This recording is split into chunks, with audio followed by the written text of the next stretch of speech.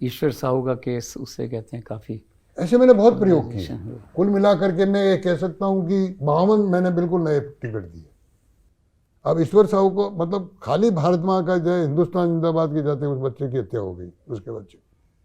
और जब मैंने सोचा, हमने आंदोलन किया 2 महीने तक, रमन सिंह जी तक आंदोलन में गए, हमारे प्रदेश अध्यक्ष आंदोलन में, हमारे मन में आई कि क्यों नहीं इसी को टिकट दिया जाए। वो तो कच्ची बस्ती में रहने वाला व्यक्ति है, तो टिकट के लिए बुलाया तो वो तो घबरा गए, उनको हमको ग्लूकोज देना पड़ा। लेकिन उन्होंने यहाँ के वरिष्ठतम नेता 7 बार के विधायक उसको बहुत बुरी तरह से हराया। इसी तरह मेरे सिक्योरिटी में लगा हुआ कहीं वाया मीडिया एक जवान आया, राम कुमार टोपो, ऐसी सीट मांगी 3 बार। मैंने वो लद्दाख से पैसा खर्च करके आया 3 बार, लद्दाख में उसकी पोस्टिंग।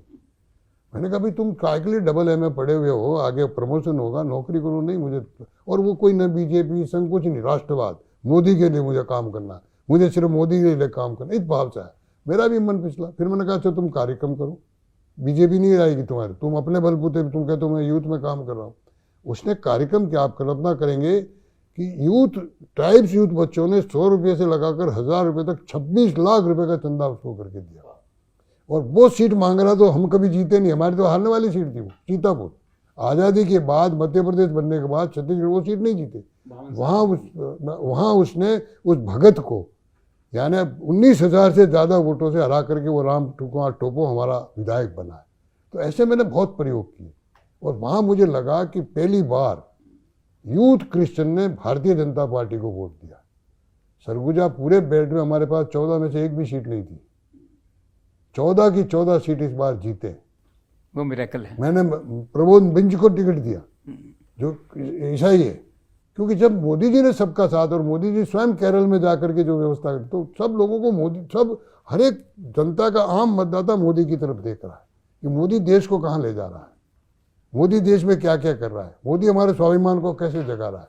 तो राम कुमार टोपे इसी तरह से आया। आज सारा ईसाई यूथ भी हमको, जो हमको मानते नहीं थे, वोट नहीं दे रहे। यानी डिप्टी सीएम टीएस सिंहदेव बाबा हार जाए एक साधारण कार्यकर्ता से, इससे बड़ा क्या हो सकता है।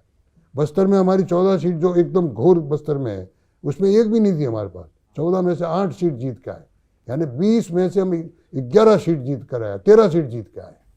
मैंने सुना कि सिंहदेव को कभी बीजेपी में लाने की बात चली थी, ऐसा था कुछ? कभी ऐसा कुछ नहीं था, उनकी आपस की चलते थे। सिंहदेव ने बहुत स्पष्ट कहा था कि मैं पूरी जिंदगी कांग्रेस में रहा हूँ, कांग्रेस। लेकिन देखिए, मैंने जो पकड़ी बात, पूरा सरगुजा बेल्ट स्वाभिमानी बेल्ट है, और उस स्वाभिमानी बेल्ट के मन में आया कि हमारा राजा इस तरह से झुक गया, ऐसी भ्रष्ट सरकार के लिए झुक गया, जबकि 2.5 साल का तय हुआ था। तो उनके मन में एक पीड़ा थी, वो राजा को समझाना चाह रहे थे, लेकिन राजा समझ नहीं पाया इस विषय को। और इसलिए ये 14 की 14 सीट देने में एक वो भी प्लस रहा, राजा का व्यवहार, पिछले 5 सालों का व्यवहार, वो भी उसमें प्लस।